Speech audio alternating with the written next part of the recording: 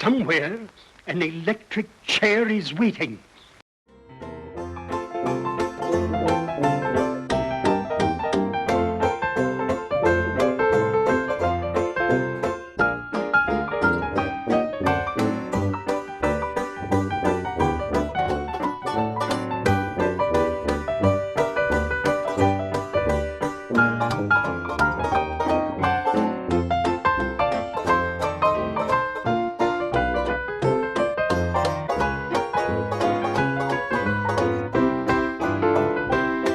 Recomember?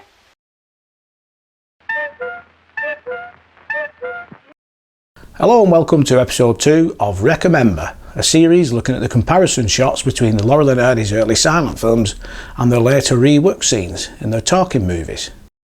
In this episode we're going to be having a look at Slipping Wives and The Fixer-Uppers. The storyline in both films is about the husband's lack of affection for his wife. Did we say something to upset you? No. Well, what are you crying for? A lot of the scenes featured in The Fixer-Uppers are very different to the ones in Slipping Wives, but there are a lot of similarities between the two.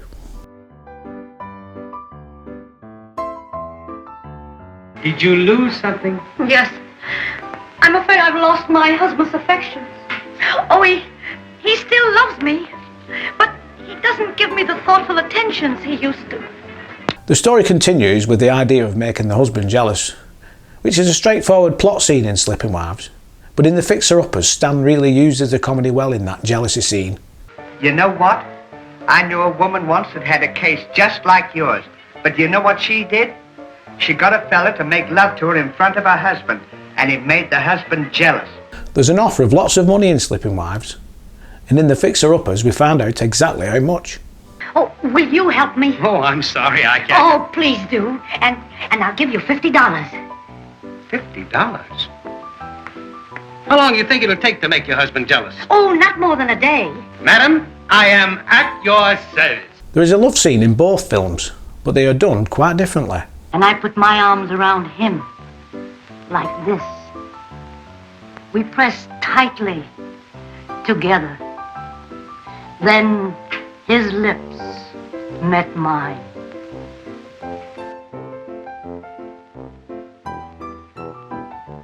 The reconciliation scene just before the end is also very similar. Are you telling me the truth? Oh, of course it's the truth. Now both films have different endings after this shootout sequence.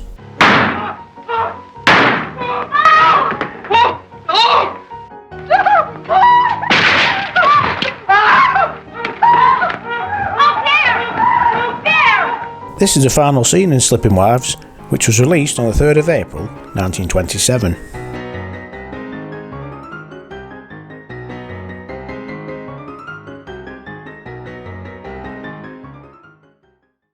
This final scene wasn't reworked in The Fixer-Uppers. However, the same gag was used again in Wrong Again in February 1929, and then once more in 1940 in A Chump at Oxford. Sorry, I tell you, I didn't have my glasses on. Why don't you be careful? You almost blew my brains out. That now brings us to part 2 of this episode, where we're going to look at some more of Chump at Oxford and the earlier film From Soup to Nuts. This next classic scene with Anita Garvin was given a fresh approach by James Finlayson.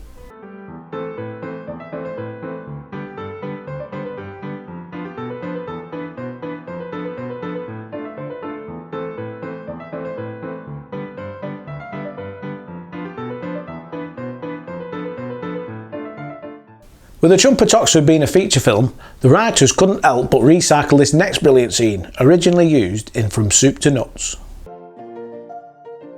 Agnes, will you please serve the salad without any dressing?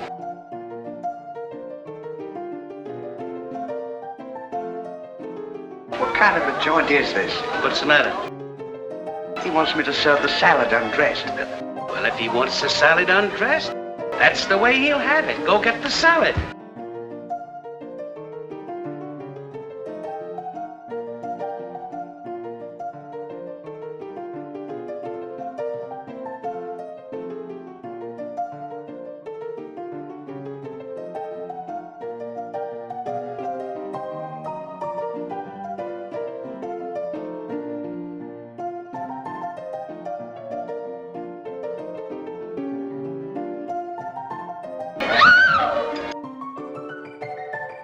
And finally, going back to the 1928 film From Soup to Nuts, following the salad undress scene, there's a scene with Ollie, which only when I was researching the film again for this, I spotted this scene that was reused a year later in Hollywood Review of 1929.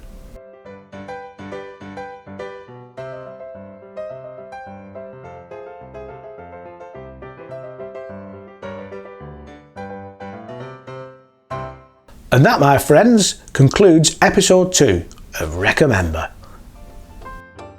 Next time we'll be looking at Love 'Em and Weep and Chickens Come Home. Goodbye for now.